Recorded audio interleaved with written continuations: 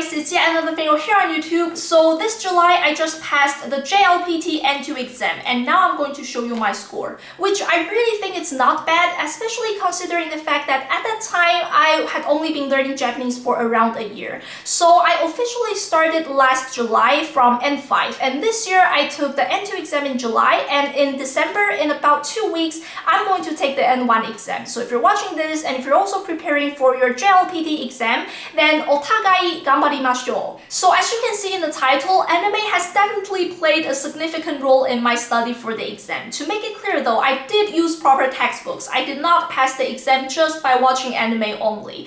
But I would say this, without anime, I definitely would not have been able to pass the N2 level in such a short period of time. So specifically, there are two things I think anime helped significantly in my study. So first of all, to remember the pronunciation for each kanji. So basically, kanji no yomikata. So if you know anything about the JLPT, you would know that it is extremely important. Like there's an entire section just for questions about kanji no yomikata. And then secondly, it also helped me to remember the grammar points and vocabularies needed for the level. And not just the ones that I've learned from the textbooks, but also I have definitely learned a few things from the anime that are not included in the textbooks, but they still appeared in the exam. Like, I'm going to say this, there were definitely moments in the actual N2 exam where I was only able to answer some questions because I recall hearing or seeing them from anime. So today I would like to mainly focus on these two aspects and talk about how anime has helped me and share some of the tips that I used, specifically what to look out for while watching anime to effectively gain the knowledge needed for the exam. And hopefully it's going to be helpful for some of you guys who are also obsessed with anime like me.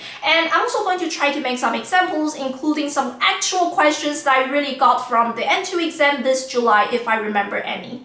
Okay, so first of all, how anime has helped me to better remember the pronunciation of the kanji. So this is actually something that I've always found the most challenging when it comes to learning Japanese, because as you know, each kanji even has several different ways of pronouncing depending on the situation. So even as someone like me who is already quite familiar with the whole kanji system, it is still extremely complicated.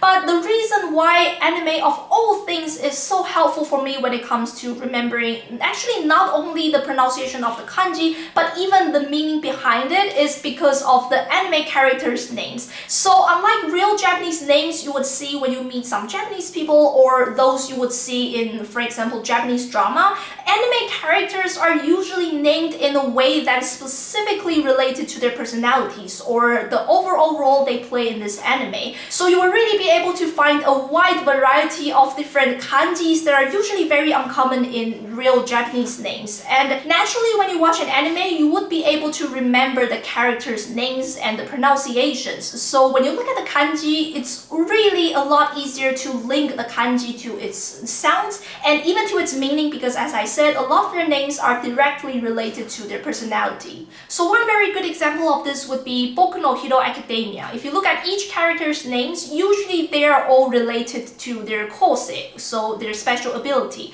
So I specifically remember when I was in the level of N4, around N4 level, we learned this word called yaoya, which means vegetable shop. And it immediately reminded me of this character from Boku no Hero Academia called Yaoyorozu Momo, because the kanji is just exactly the same and even the pronunciation is exactly the same. So I asked my teacher why vegetable shops are called yaoya, and he told me that it's because this kanji has this image of being able to provide a lot of things or having a wide variety of different things. So I immediately realized where her name came from, and because of that, it was also quite easy for me to grab onto the pronunciation of this kanji and also the meaning behind it. Okay, another example that is around the N2 level. So when I was studying for the kanji pronunciations for the N2 level, there was just some pronunciations for some kanjis that were really difficult for me to remember. Like I would see them several times in the textbooks or some questions, and each time I would try my best to to remember them, but the next moment I would immediately forget about them. So specifically, there is a set of words called ura and omote. So when this set of kanji is pronounced as ura and omote, it's usually to describe, for example, the head and tails of a coin. But it was just so difficult for me to remember this pronunciation, specifically for this word omote, because usually when you see this kanji, it is pronounced as arawasu or hyogen.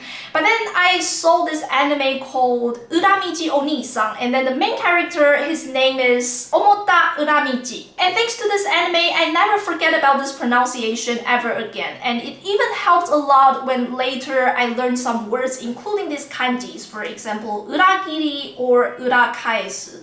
Another tip other than the characters' names is to turn on the Japanese subtitles. So I suppose for a lot of other languages, when you try to learn a language, people would generally suggest that you turn off the subtitle in order to train your listening. But when it comes to Japanese, I feel like especially when you're trying to learn the pronunciation of the kanjis, it really helps significantly if every time you see a word, you can immediately hear the sound at the same time. And when you do that repeatedly, it's a lot easier for you to connect the appearance of the word to its sound. So personally, when I watch anime, I would always turn on the Japanese subtitle, and it really helps. And the interesting thing is that sometimes I haven't even learned the pronunciation of a kanji, but for some reason when I see the word, there is a voice in my head telling me how it is supposed to sound. So it's really cool. So here I must give an example of how anime has actually helped me in the real N2 exam that I took. So in the exam in this July, we had a question about this word called erai, and I was definitely able to choose the correct pronunciation because I've learned it from the anime Uramiji Onisan.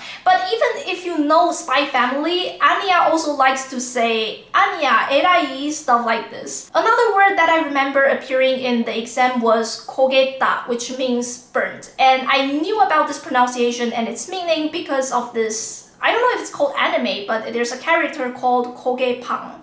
Okay, now I would like to move on and talk about how anime has helped me to remember a lot of vocabularies and grammar points faster in a short amount of time. So the thing is, when I was learning English as a kid, I used to have to learn everything by rote. Like the teacher used to ask us to write down the vocabularies for 10 times each day. And if you still cannot remember it, write it 50 times. And if you still cannot remember it, write it 100 times, stuff like that. But now that I'm learning Japanese, I have completely abandoned this method of memorizing things, because one thing I realized is that whenever I would see a new vocabulary or grammar point in a textbook, no matter how many times I see that, no matter how many times I try to remember it, I would still forget about it immediately the next moment. But then if I am asked to actively use this vocabulary or grammar point in, say, a conversation practice, then after doing that about 3 to 5 times, I would start grabbing onto the meaning of this word.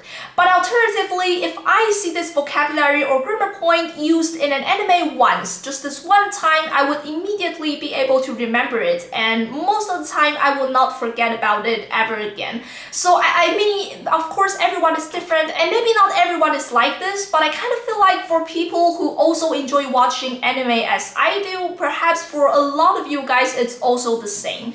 And so because of that, nowadays when it comes to my study, I don't really leave time for reviewing the vocabularies that I've previously learned. Like, of course, I would still write the practice, so I would always learn some new vocabularies or grammar points in the textbook, and I would write the practices provided by the textbook to better understand the meaning and the nuance and try to remember as much as possible. But even if I don't remember all of them, I don't really worry about it. Like, nowadays, I don't really make myself go back to the things I previously learned and review them, but instead I prefer to reinforce my memories through a lot of conversation practices and of course anime. So whenever I watch the anime, I would always try my best to find as many vocabularies and grammar points that I've previously learned as possible, and that is my way of reviewing them. But of course, as I said, this method might not be for everyone. And secondly, I suppose it does not always have to be anime. So for example, if you prefer watching Japanese drama or some Japanese videos on YouTube, as long as you can find the vocabularies and grammar points in those Japanese videos, then I suppose it would work just as fine. But again, because I sometimes also watch Japanese drama and some Japanese videos on YouTube, something I realize is that there are a few special features about anime that